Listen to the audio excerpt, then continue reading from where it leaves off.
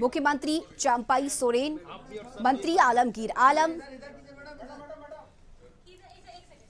इसके साथ ही मंत्री बसंत सोरेन भी वहां मौजूद हैं। तो नामांकन की ये तस्वीरें आपको दिखा रहे हैं। गांडे विधानसभा उपचुनाव के लिए कल्पना सोरेन ने नामांकन दाखिल किया है।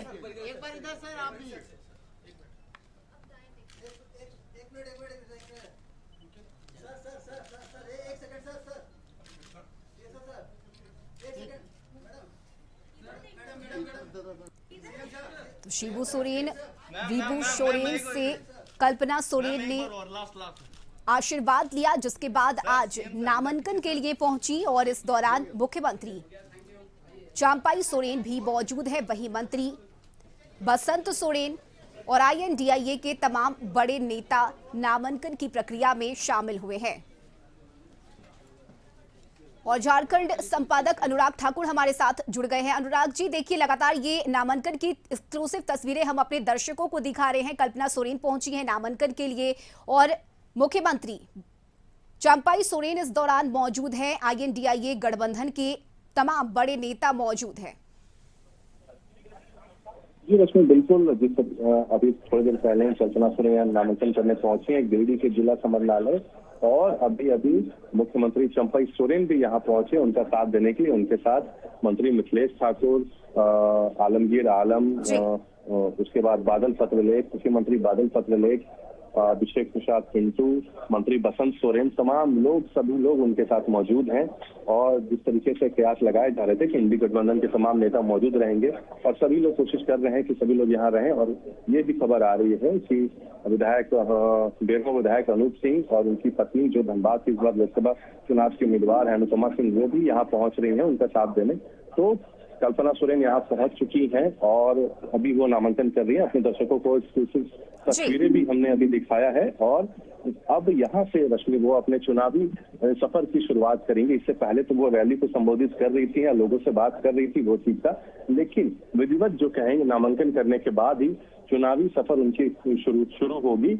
और जिस तरीके से जो कयास लगाए जा रहे थे कि कल्पना सोरेन और भी हो सकता है आने वाले दिनों में मुख्यमंत्री भी हो सकती है, क्योंकि पहले भी उनके मुख्यमंत्री बनने के आसार थे, लेकिन सीता सोरेन गया था। उसके बाद पूर्व मुख्यमंत्री हेमंत सोरेन को फैसला लेना पड़ा कि विधायक दल का नेता चंपाई सोरेन को चुना जाए और उन्हें मुख्यमंत्री बनाया जाए। लेकिन अब गांडे विधानसभा सीट से वो उपचुनाव में वो लड़ने वाली हैं। और इससे पहले 31 दिसंबर को सरफराज अहमद, जो गांडे से विधायक थे, उन्होंने इस सीट को छोड़ा था, जिसके बाद वो राज्यसभा के सांसद बन गए। और उसी समय से यह कयास लगाए जा रहे थे कि कल्पना सोरेन की राजनीति में एंट्री होने वाली है।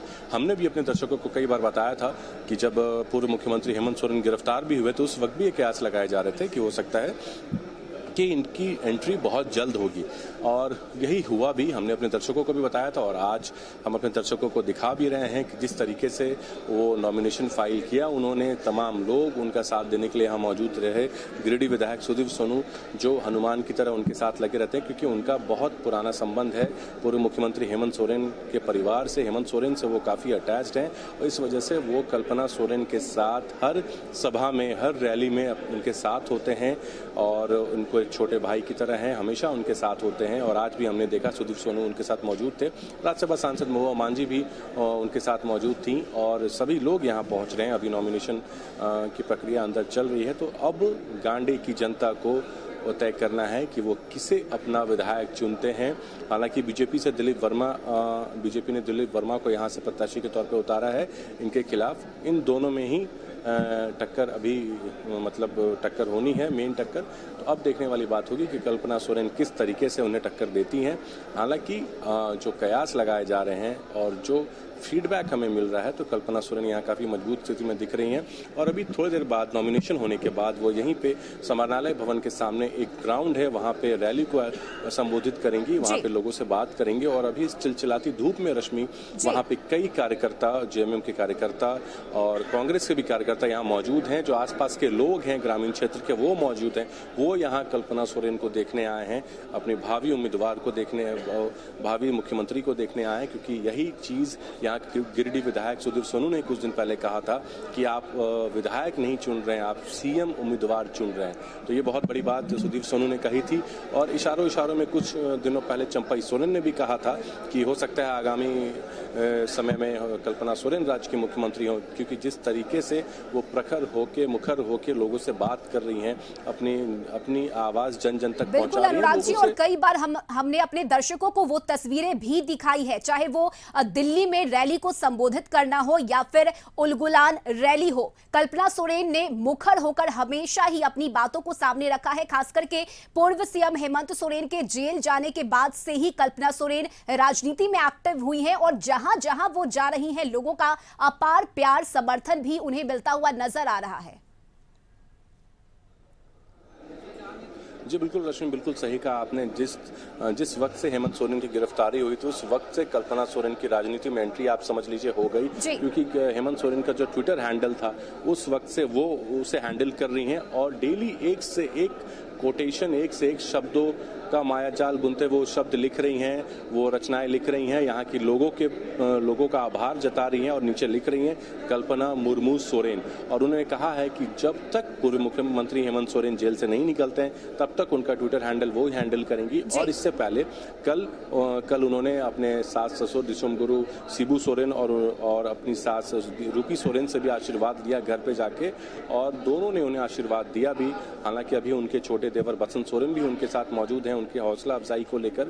और क्योंकि बसंत सोरेन को जेल जाते वक्त एक हेमंत सोरेन ने चिट्ठी लिखी थी और उसमें लास्ट लाइन में उन्होंने बहुत ही इमोशनल एक लाइन लिखा था कि आप सभी से अनुरोध है कि मेरे छोटे भाई बसंत का ध्यान रखें। तो और उसके बाद बसंत सोरेन को यह भी जिम्मेदारी दी गई थी कि पार्टी में कोई टूट फूट ना हो, इसके लिए भी जिम्मेदारी बसंत सोरेन को हेमंत ने दी थी। और बसंत बीच बीच में लगातार बिरसा मुंडा सेंट्रल जेल जाके हेमंत सोरेन से मिलते भी रहते हैं। तो अब ये कहा जा रहा है कि जो बीजेपी आरोप लगाते आ रही है कि हेमंत सोरेन, ये सोरेन परिवार में फूट के आसार हैं, कई लोग बिखरने वाले, लेकिन जब तक बसंत हैं और कल्पना सोरेन तब तक ये कहना अभी मुश्किल है, क्योंकि ये दोनों जो जेएमएम में जो फूट हो रही है उसे रोकने की पूरी कोशिश कर रहे हैं। सभी को समझाया जा रहा है और कोशिश ये की जा रही है कि जेएमएम में कोई टूट फूट ना हो जब तक हेमंत सोरेन जेल से बाहर नहीं निकलते हैं।